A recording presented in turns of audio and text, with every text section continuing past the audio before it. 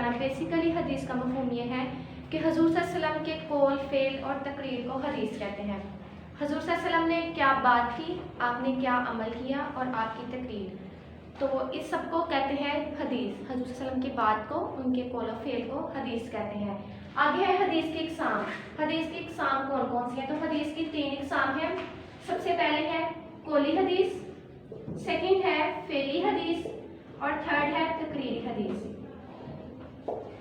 सबसे पहले है कौली हदीस। कौली हदीस हुज़ूर सल्लल्लाहु अलैहि वसल्लम के कौल को कहते हैं, हुज़ूर सल्लल्लाहु अलैहि वसल्लम की बातों को कहते हैं। हुज़ूर ने जो भी बात की, सहाबा कराम को जो हुक्म दिया, जिस काम से मना किया, जिस काम का हुक्म दिया, जो अल्लाह ताला की तरफ से हुक्म नाजिल हुआ, उसको कहते हैं कौली हदीस। यानी हुज़ूर ने जो भी बात कही, जो बात आपकी ज़ुबान से अदा हुई, उसको कहते हैं कौली हदीस। उसके बाद है फ़ेली हदीस।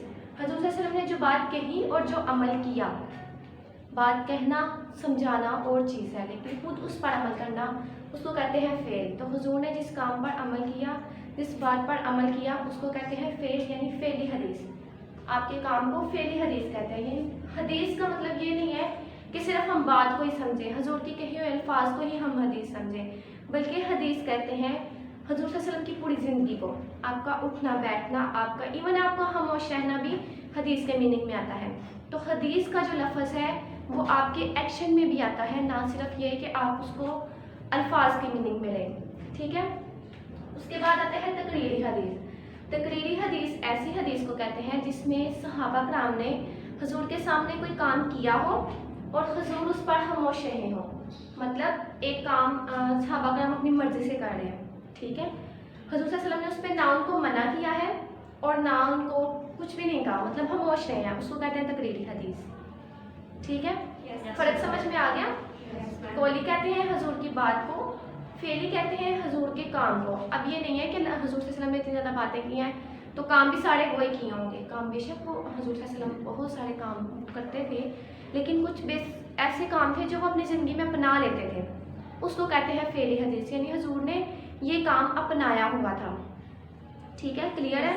उसके बाद तकरीरी हदीस, यानी सहाबा कराम हुज़ूर के सामने कोई काम कर रहे हैं, हुज़ूर ने उन्हें मना नहीं किया। यकीनन अगर वो काम गलत होता तो हुज़ूर उनको मना करते, लेकिन हुज़ूर ने मना नहीं किया तो वो काम ठीक था। हुज़ूर उस पर खामोश रहे, तो हुज़ूर का खामोश रहना जो है वो है तकरीरी हदीस। ठीक है। मैम हदीस और हदीस से कुदसी में क्या फ़र्क है?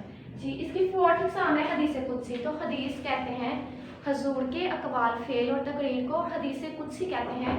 ऐसी बात जिसमें अल्फाज हुज़ूर के हों लेकिन पैगाम अल्लाह का हो, जिसमें बात अल्लाह की हो, अल्फाज हुज़ूर के हों, उसको कहते हैं हदीस कुदसी। ठीक है, जैसे कुरान पाक नाज़िल हुआ ना, तो कुरान पाक तो